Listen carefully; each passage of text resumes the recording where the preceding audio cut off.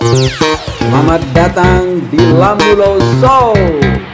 Hafifa Happy Ending. Assalamualaikum warahmatullahi wabarakatuh. Waalaikumsalam warahmatullahi wabarakatuh. Apa kabar sahabat Lamulo di seluruh tanah air? Salam sehat, salam sukses, salam happy ending. Baik, hari ini Lamulo Show menghadirkan tamu yang luar biasa, narasumber yang luar biasa, yaitu praktisi hukum. Saya sedikit ambil profil beliau. Beliau adalah aktivis DPC, DPP, SPSI. Ini tahun 90 sampai dengan 2000-an. Lulus di Fakultas Hukum Universitas Indonesia di tahun 1982, angkatan 1982. Kemudian sempat juga di partai, yaitu dari Partai Amanat Nasional, sempat di DPW, kemudian DPP dari tahun pasca reformasi, yaitu 99 sampai dengan 2015.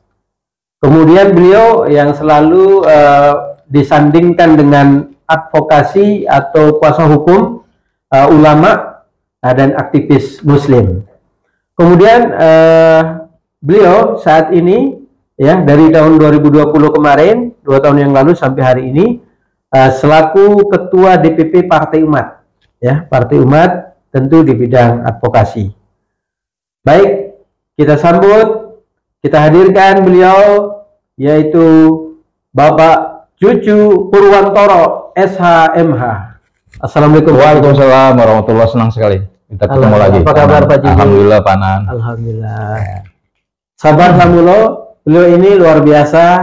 Saya undang beliau kurang lebih 2 bulan nih. Tapi karena kesibukan, 2 bulan saya terus kirim. Alhamdulillah hari ini akhirnya mesempatkan diri datang ke Iya, alhamdulillah. Sekali lagi salam hormat dari kami Pak Juju, dari saya selaku host. Terima kasih. Baik Pak Juju, saya sedikit bertanya nih mengenai, karena memang Bapak kan di praktisi hukumnya.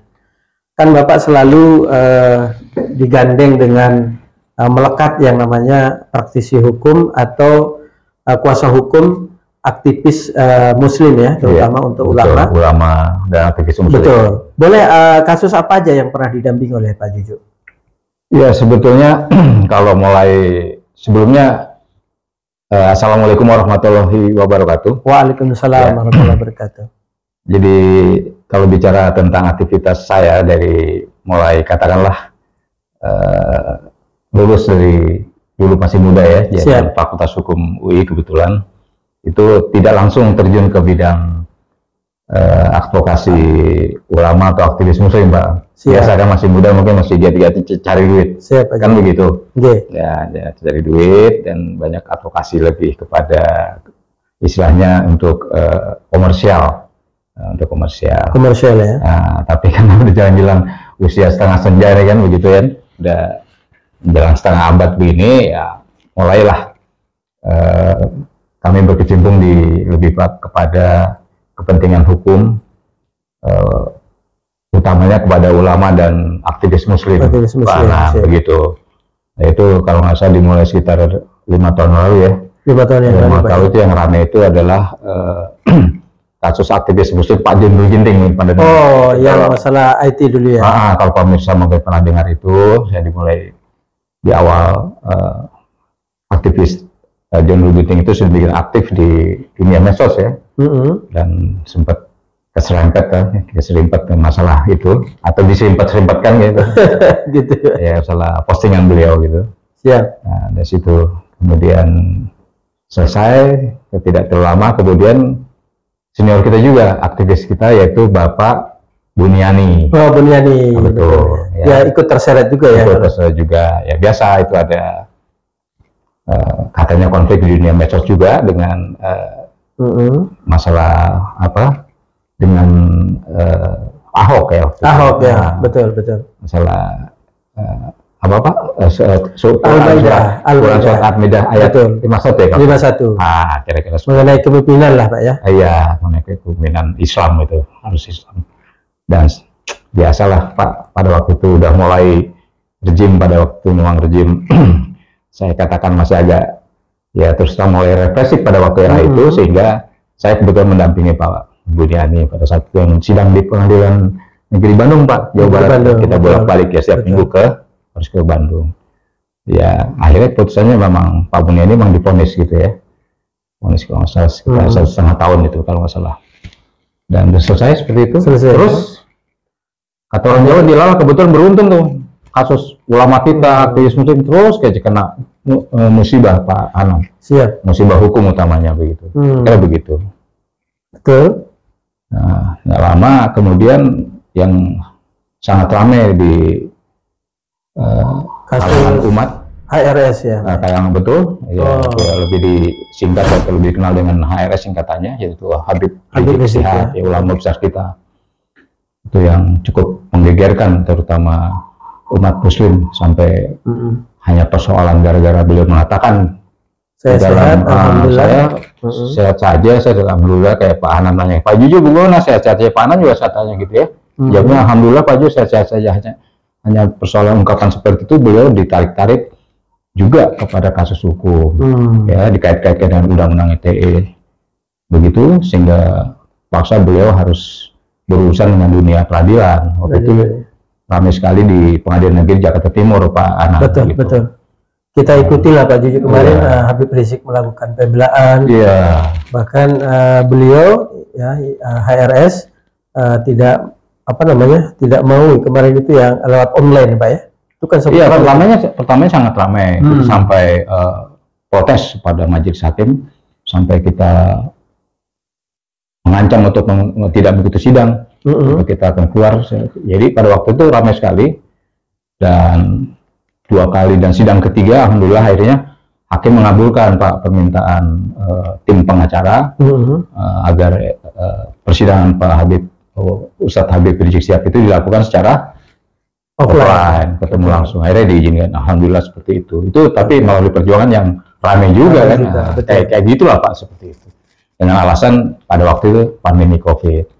Dan alhamdulillah beliau sudah bebas bersyarat saat ini Pak ya? Saat ini sudah bebas bersyarat dan masih mengalami semacam tahanan kota lah begitu, bisa disebut itu, walaupun sudah tidak di dalam menaungi penjara waktu itu di Polda ya Pak ya, sekitar Polda, dan sekarang sudah bisa di rumah beliau, tapi dengan aktivitas yang sementara terbatas. Betul. Insya Allah sampai 2 bulan ke depan mungkin, alhamdulillah insya Allah akan bebas. Amin Allah. Ya, insya Allah gitu. Setelah itu apa Pak yang habis ada HRS? Iya terus aja, jadi kayak udah diatur aja. Kemudian tidak lama iya Pak Ananet, mungkin pemirsa juga tahu ya, itu kasus Bapak Edi Mulyadi. Oh iya yang masalah buang jin ya. Katanya jin buang anak ya.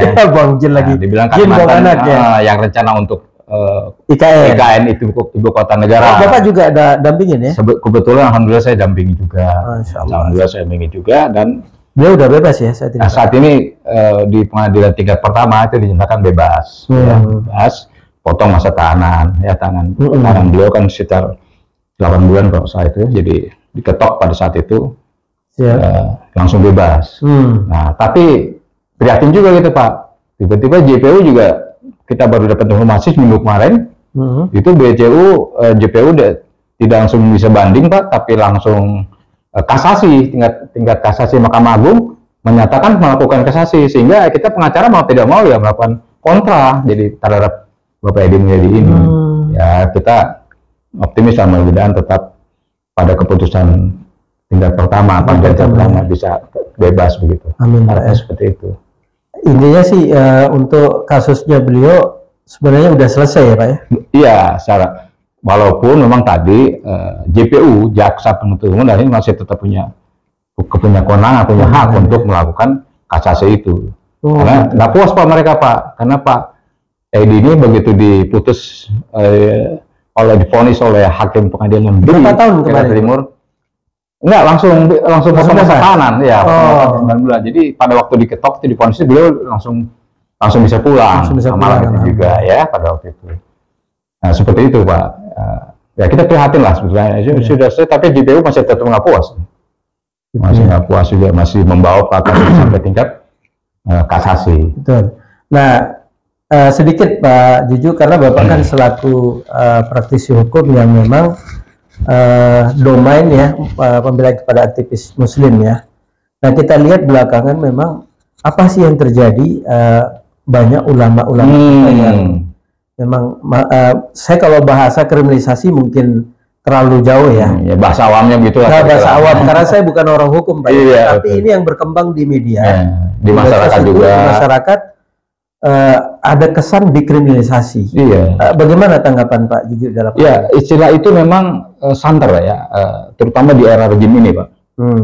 Rejim ini kan sudah 1 periode dan sekarang udah berjalan setengah periode Pak ya. Iya betul. Setengah periode, 1,5 periode sudah berjalan. Memang seperti masyarakat ketahui atau pahami bahwa kelihatannya kok ini lebih menyasar pada kelompok Muslim dan aktivis Muslim. Kenapa saya katakan demikian? Karena sekarang ini baru saja selesai, kira-kira hampir sebulan yang lalu Pak, itu vonis Dr. Ustadz Farid Tobah. Dia nggak main-main loh Pak. Tuduhannya apa? Tuduhannya teroris. Jadi ulama kita yang dikenal bukan cuma di tingkat nasional, domestik atau Indonesia begitu, tapi beliau dikenal di tingkat internasional sudah Pak ya. Itu masih bisa dikenakan atau di pasal teroris. Bisa didakwakan lah Pak, karena udah lewat sana, udah didakwakan, udah divonis ya, itu terorisme tadi. Karena dengan alasan ya beliau pada waktu kuliah di Mekah begitu. Di Mekah ya. Tiga-tiganya beliau ada. Kalau nggak salah 3 ustadz. 3 ustadz, yang 2 itu masih agak junior daripada beliau, itu Ustadz Anung dan Ustadz Najah ya. Anung Najah. 3 orang itu. 3-tiganya bareng, walaupun berkasnya terpisah, jadi 3-tiganya mengalami menjalani kondisi yang sama Pak. Kondisi yang sama. Ya, yaitu 3 tahun penjara.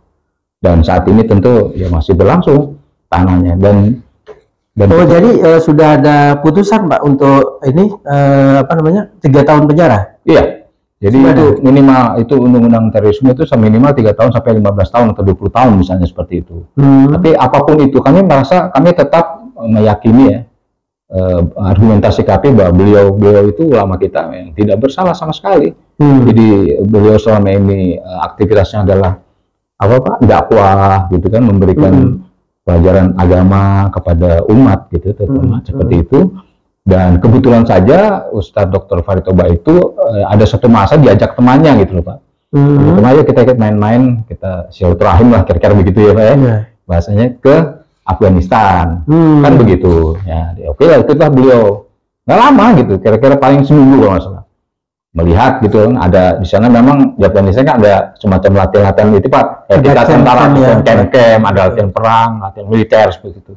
Ya beliau mengunjungi sana gitu, mengunjungi dan mungkin melihatnya ada persenjataan atau apa kan seperti itu. Hanya seperti itu saja, tidak ada kaitannya atau aktivitas beliau terhadap teroris manapun. Jadi memang sempat diajak sama teman. Sempat diajak sama teman di Afghanistan itu, di kunjungan itu. Masa orang berkunjung kayak Bapak berkunjung ke kayak kita jadi turis lah Pak ya? Iya. Ya. Bapak berkunjung misalnya ke Bali, misalnya kan mengunjungi kegiatan keagamaan Hindu atau Hindu ya Pak ya, Bali ya. Panan jadi agama Hindu kan nggak mungkin Pak ya. Padahal kan main-main ya, logikanya iya. Namanya orang kita lagi turis berkunjung main-main atau cari pengalaman ya Pak ya tentang itu. Itu saja sebenarnya. Dan tujuannya nggak main-main memang. Kegiatan terlibat aktivitas terorisme. 3 orang ustadz kita itu Pak. Jadi kalau kita kait-kaitkan dengan penangkapan beliau, itu dasar awal penangkapan karena dia memang pernah berafiliasi istilahnya Pak. Ya banyak lah akhirnya dikait-kaitan dengan aktivitas jemaah Islamiyah ya, mungkin Bapak pernah dengar. JI kira-kira begitu. Kemudian Pak, apakah pernah misalnya kita berinteraksi atau katakanlah berdengar pengajian sama kebetulan sama jemaahnya. Iya. Kayak kita ustadz ulama Pak ya, di mengajarkan pengajian atau ceramah di masjid misalnya, kan bisa dihadiri oleh 100 orang, 500 orang mungkin Pak ya. Kita tidak bisa memilih, oh kamu kelompok jemaah Islamiyah, kamu terkait teroris, kan begitu Pak. Nggak bisa kontrol lah. Nggak bisa kontrol, nggak mungkin kan, sekian banyak 100 orang. Nah, tiba-tiba kalau kebetulan di situ ada mereka yang pernah terkait jemaah Islamiyah atau mereka yang sudah bebas dari hukuman apa Pak, tindakan teroris. Wah, tidak berarti otomatis saya adalah ikut terlibat kegiatan terorisme itu. Jadi ya memperhatikan sekali Pak, dikait-kaitkan dengan jemaah Islamiyah pastinya seperti itu. Itu ya. Berarti sekarang Pak Juju ini kan sudah divonis 3 tahun. Ya. Apa yang dilakukan oleh kuasa hukum seperti apa dan teman-teman ini? Kembali lagi kita sangat menyesali gitu ya, sangat apa Pak, misalnya tadi memprihatinkan sekali karena ketiga ustadz kita itu, ulama kita ini masih ditahan di Cikeas Pak.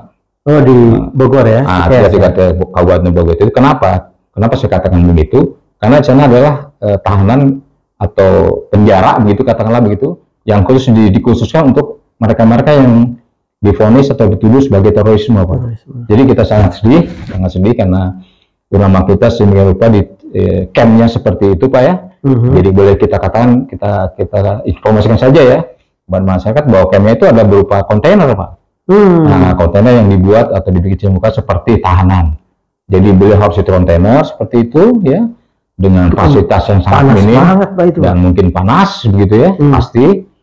Dan sempat sakit juga ada ustadz kita Pak ya, Ustadz Anung itu sempat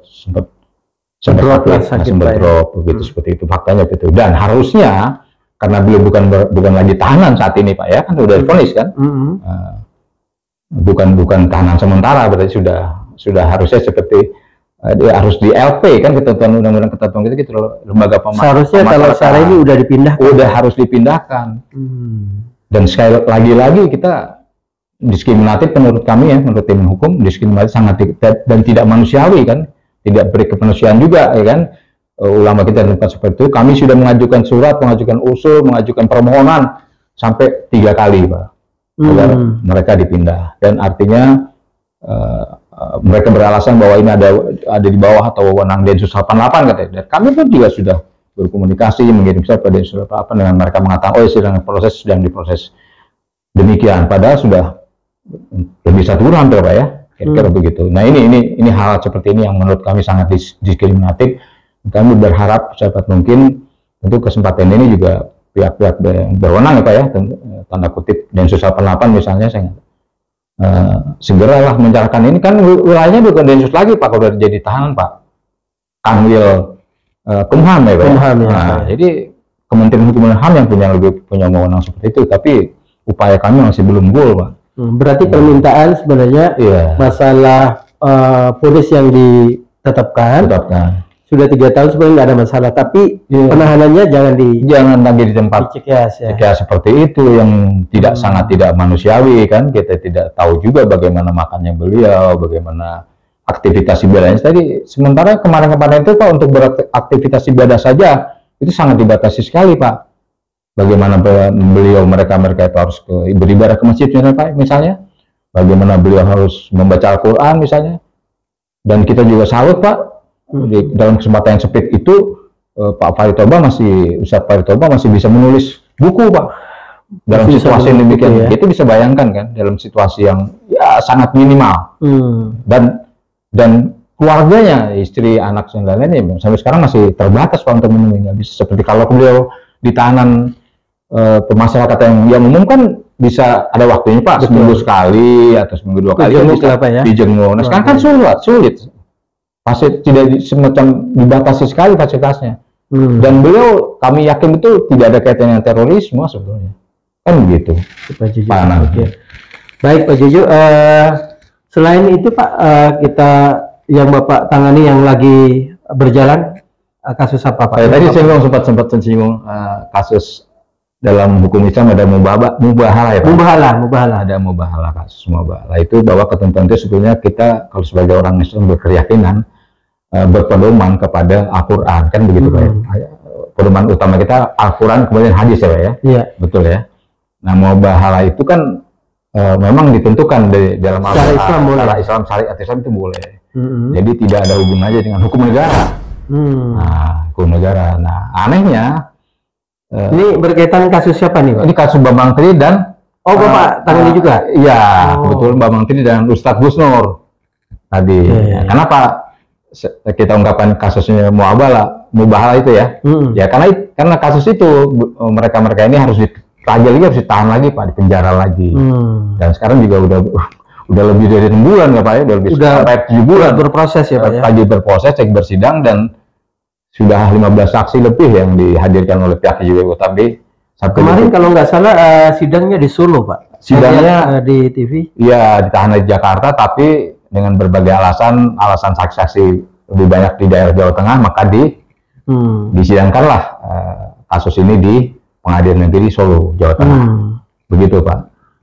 Ini kasusnya seperti apa Pak? Ini kan saya lihat ada kasus awalnya mubahalah tentang si siapa namanya? Bambang Tri, bahwa dia bilang ada ijazah palsu. Iya. Iya kan? Iya. Nah, ini seperti apa sebenarnya detailnya Pak kuasa hukum nih? Iya kan, Pak Bambang Tri ini kan pengarang buku Pak. Judulnya Jokowi Undercover. Jokowi Undercover. Nah, dari mulai jilid 1 sampai dengan jilid kedua saat ini. Sampai dengan jilid kedua, beliau tetap menuliskan atau menceritakan bahwa di situ tentang Bapak Jokowi yang kebetulan presiden gitu ya. Itu ijazahnya diragukan. Ijazah diragukan, kalau boleh katakan ijazah palsu menurut jadi bukan asal nulis saja Pak Bambang Tri. Dia juga berdasarkan penelitian, perbandingan. Memang dia wartawan Pak ya? Dia juga wartawan juga, dan suka menulis juga, kan begitu Pak. Dan tinggalnya juga atau sekolahnya di Solo juga. Sebagian di Jawa Tengah Pak ya, di Semarang juga. Jadi beliau suka menulis tentang itu, kebetulan tulis tentang sekarang jadi presiden ya, Joko Widodo, kan begitu. Itu dikatakan memang demikian, bahwa tidak jelas gitu ya, atau bahasa awamnya palsu ya Pak ya, misalnya dikatakan jasanya Jokowi itu palsu dari SD sampai SMA. Nah, karena ketidakjelasan itu. Kalau kita bicara sampai SMA, gimana kuliahnya kan Pak, yang katanya kuliah di UGM. Seperti itu. Nah, oleh sebab itu dengan kasus itu, padahal beliau diminta mubahalah dengan Ustadz Gus Nur ya Pak. Nah, Gus Nur siapa? Membimbing tuh Pak, memandu pada saat mubahalah. Ustadz Gus Nur memandu, akhirnya Ustadz Gus Nur juga dibawa-bawa lah begitu. Nah, tadi saya katakan di awal, dalam hukum negara tidak ada ketentuan itu hukum. Ini pertama kasus mubahalah untuk dipersoalkan secara hukum, dipidanakan. Ya, orang yang melakukan itu, dan faktanya memang dipidanakan, di penjara. Seperti itu Pak. Jadi kalau boleh saya informasikan, update ya kira-kira gitu. Update kira-kira sekarang sudah 5 kali sampai 6 kali sidang itu, yang agendanya adalah menghadiri saksi-saksi, dan saksi-saksi sekarang sudah mencapai hampir 15 saksi dari pihak JPU loh Pak. 15 saksi dari JPU, masih dari agendanya pihak JPU untuk menerangkan, menjelaskan, membuktikan bahwa ijazah Jokowi palsu. Dan anehnya sampai detik ini tidak ada saksi pun Pak yang mengatakan, membuktikan atau meyakini atau membawa bukti misalnya begitu, barang bukti lah katakanlah begitu, bahwa ini ijazah Pak Jokowi yang asli gitu. Nah, kebanyakan mereka adalah katanya kan nggak bisa secara hukum begitu Pak. Hukum kan secara hukum pidana, dan sidang pidana harus material dibuktikan bahwa ini loh ijazahnya Jokowi yang asli seperti ini. Berarti saksi yang dari pihak JPU itu yang hadir itu seperti apa? Dari kalangan sekolah? Iya betul. Ada yang mengatakan, oh saya teman mainnya Jokowi misalnya, waktu SD kali ya, seperti itu. Oh saya juga waktu itu pernah sekelas SMP. Saya juga pernah sekelas atau waktu SMA, kan begitu. Saya tahu saya Jokowi sekolahnya lulus selesai gitu. Tapi itu lagi bahwa mereka tidak ada yang bisa meyakinkan bahwa ini loh ijazah, menunjukkan pada sidang, pada majelis hakim bahwa ini loh ijazah aslinya Jokowi. Nah itu yang terus masih itu Pak, masih bergulir sidang sidang ini, dan insya Allah harusnya menurut agenda ya majelis hakim harus memutuskan untuk putusan salah terhadap kasus ini kan. Kalau memang udah dirasa yakin bagaimana tentang kekuatan para saksi dari JPU itu tidak meyakinkan. Karena sudah sidang berjalan 5-6 kali Pak ya? Sudah 6 kali ya. 6 kali ya. Jadi memang agendanya harusnya hakim memberikan ini Pak, putusan salahnya gitu. Nah, terhadap proses hukum yang sudah berlangsung ini begitu. Kalau tidak, ya mungkin menurut kami kebetulan kami adalah penasihat hukum dari tim Kusnur, Bang Tri juga, ya jaksa tidak bisa membuktikan, lemah sekali pembuktian jaksa dalam hal ini. Begitu Pak. Oke, Pak Juju, ini kan berarti sidang berjalan ya? Sedang berjalan, masih berjalan. Kebetulan hari Selasa ya Pak ya? Iya, ini setiap hari Selasa. Ya. Oh, setiap Selasa? Setiap minggu pada hari Selasa. Kebetulan hari ini Selasa. Siap. Terus situasi Pak, kalau kita lihat perkembangan di dalam sidang seperti apa Pak?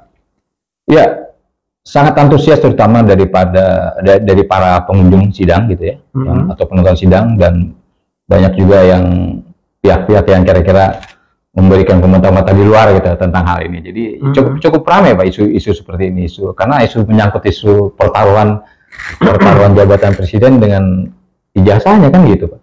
Betul. Pasti banyak yang ngikutin. Iya. Kalau saya kebetulan memang paling ngikutin lewat media. Di media. Kebetulan saya lihat sidang kemarin di Solo dan sebagainya. Berarti ini setiap Selasa Pak ya? Setiap Selasa sidang, betul. Selasa ya. Betul. Itu terjadwal. Terjadwal ya. Baik Pak Juju, ini saya sedikit keluar karena Bapak kan juga nih, saya lihat ada di partai tadi ya. Ada pernah di PAN.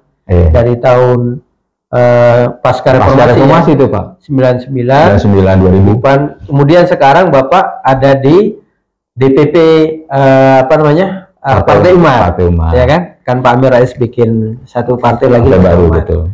Bapak lagi-lagi didapuk sebagai ketua bidang hukum ya, betul. Ya di DPP PAN ya, DPP Umat, Partai Umat.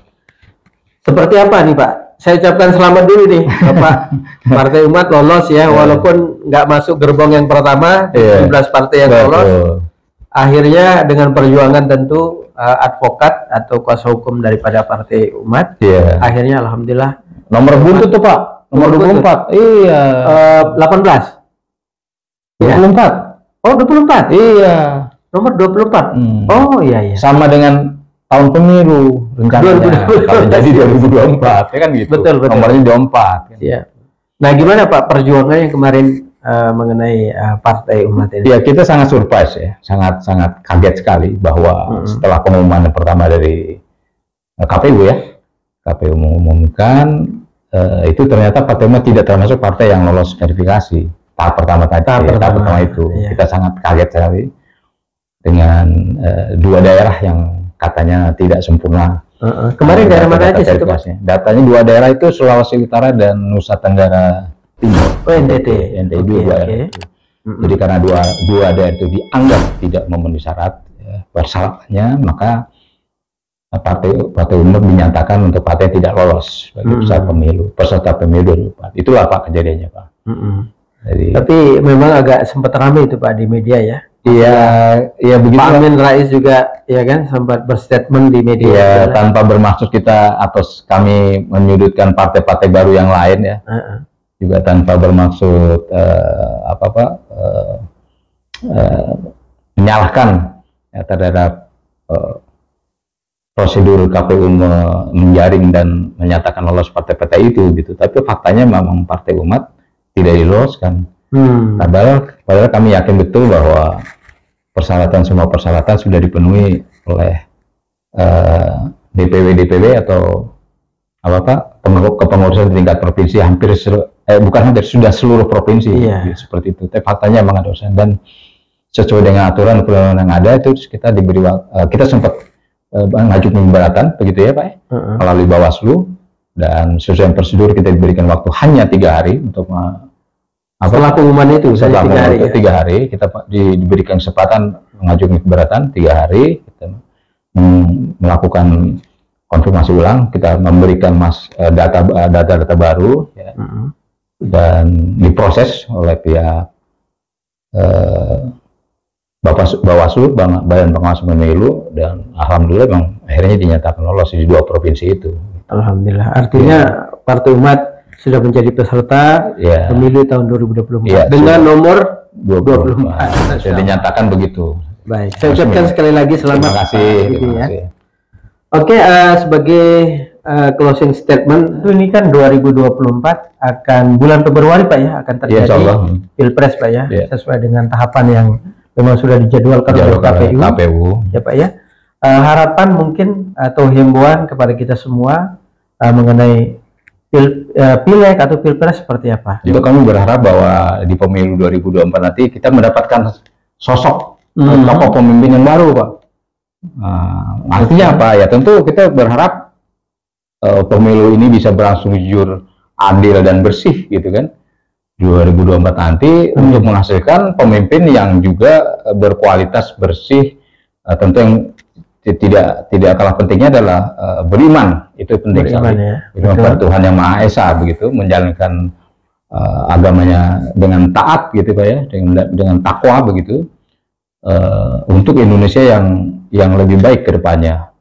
Itu harapan kami ya, dengan sosok pemimpin yang baru yang bisa mengayomi, katakanlah menuju kepada suatu era Indonesia yang lebih baik, sejahtera, pada rakyatnya akan lebih sejahtera lagi secara sosial dan ekonomi, baik suasana politik yang lebih kondusif dan lebih baik lagi ke depannya, dan diakui dan dihargai oleh dunia, tidak saja domestik begitu, tentu dunia internasional begitu.